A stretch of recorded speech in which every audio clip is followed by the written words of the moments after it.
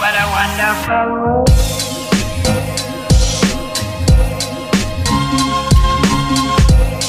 Hi guys, andito tayo sa Pool Villa Blue Mango. So ayan yung view. Ito yung spa. Dagat siya guys. Maganda yung view. Ayan. Enjoy! Ito yung pangalan ng Pool Villa. Ayan.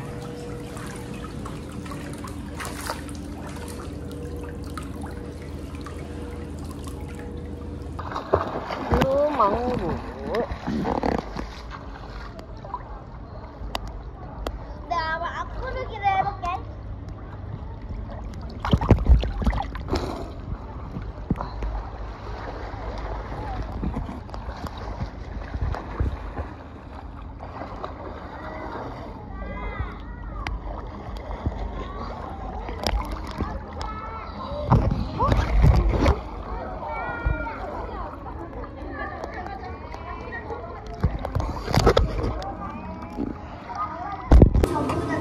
So after natin mag-swimming, tayo na ay mag-prepare kasi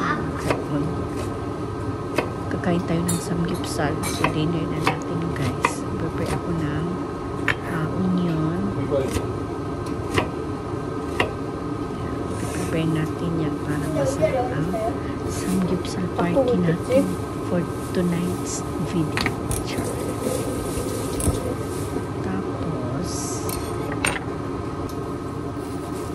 Prepare tayo syempre ng lettuce.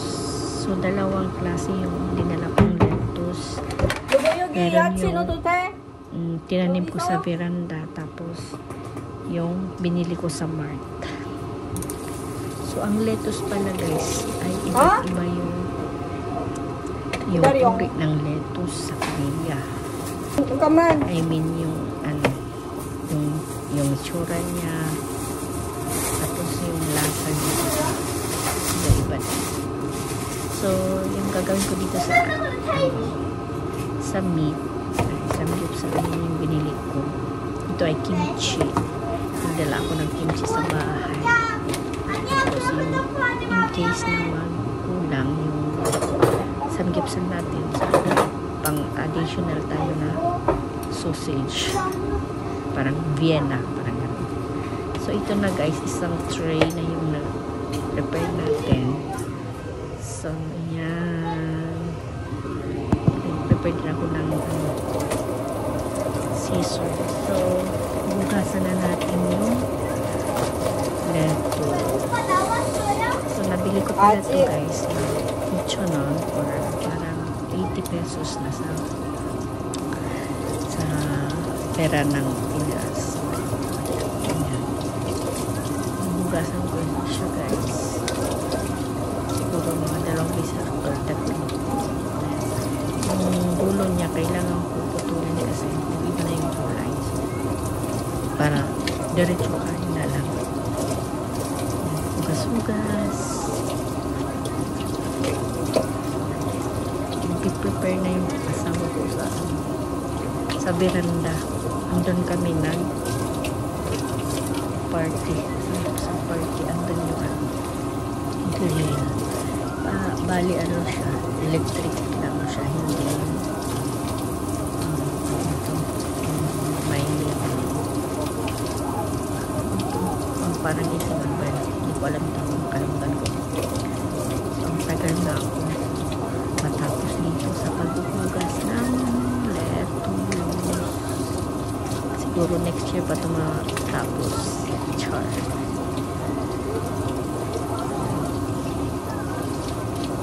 Maganda dito guys magbakasyon dito sa Longso kasi maraming magagandang villa, full villa sa mga mahilig mga swimming. Kailangan mo nga lang early yung pag-reserve mo ng room kasi pag mas na late ka na mas mahal saka walang available, maraming naka-reserve. lalo na pag holidays. Pag hinugasan ko guys ay yung tinanim ko na lettuce sa binata.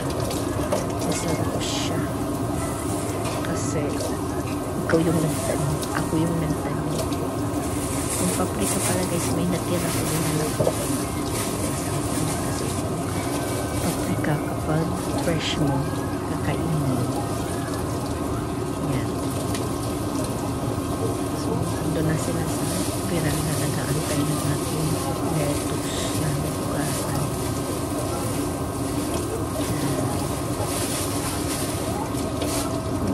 Ito yung ano namin, malayo kami sa Yoso, siguro mga 1.5 hours yung biyahe. Ayan, tapos na tayo guys. Ito yung na-prepare natin. So, ibibigay natin sa naluto na sa malapsan.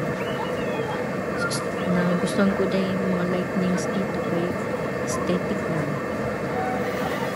Tapos tayo ng ref. Yung ref nila dito guys, hindi ko na ref pala siya. Parang aparador, parang lagayan ng mga damit yung ano niya. Saka pagbukas ko, ano pala refrigerator. Nakakatuwa. So, ang i-prepare ko naman dito ay magtawag siyang tepa. Yung niya siya. Leaves.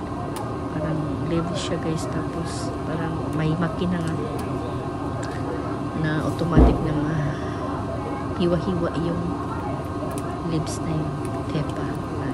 I-translate ko pa kung ano yung English niya. Basta tepa sa Korean. Yan. Lagyan natin ng sauce. So, for the next episode, so mag-prepare na tayo ng kanin.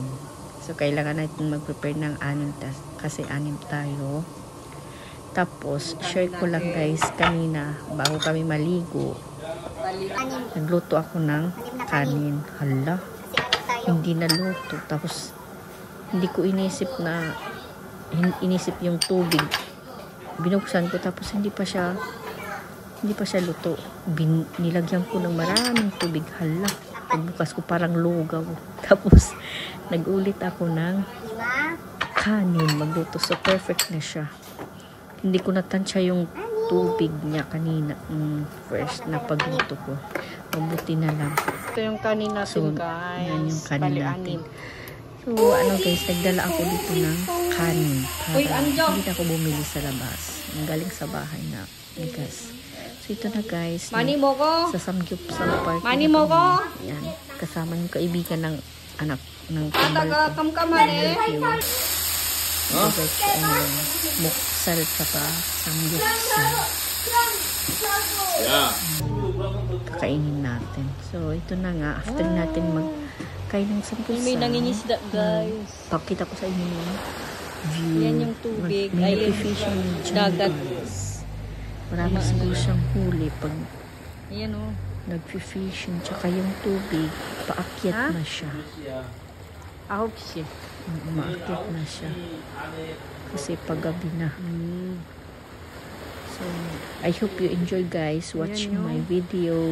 Tsaka pasensya na sa low quality ng voice, char. Ayun, nagnanak siya. Thank you, bye!